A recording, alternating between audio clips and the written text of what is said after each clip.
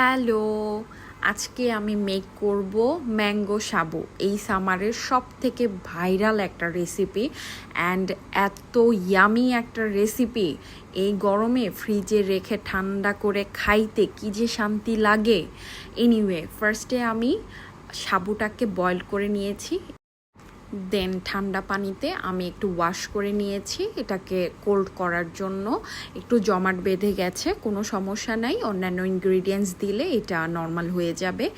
এরপর আমি একটা ম্যাঙ্গো পিউরি রেডি করেছি, যার মধ্যে ছিল ম্যাঙ্গো, কনডেন্স মিল্ক একটা পুরোটা, অ্যান্ড ছিল মিল্ক, কোকোনাট মিল্ক।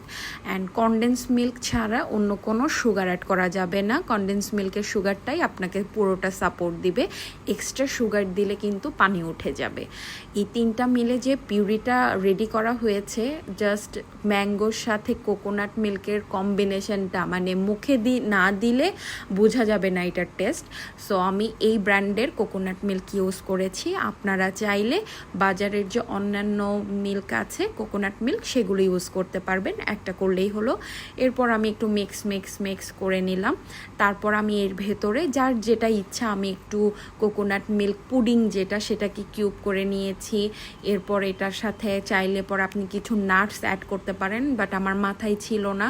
তারপর মেবি আমি এর ভেতরে দিয়েছি কিছু ম্যাঙ্গো কিউব। হ্যাঁ, এগুলো দাঁতের নিচে খাওয়ার সময় পড়লে ভালো লাগে। মানে আলমন্ড বা অন্যান্য পিনাট যে কোনো নাটস আপনি ইউজ করতে পারবেন।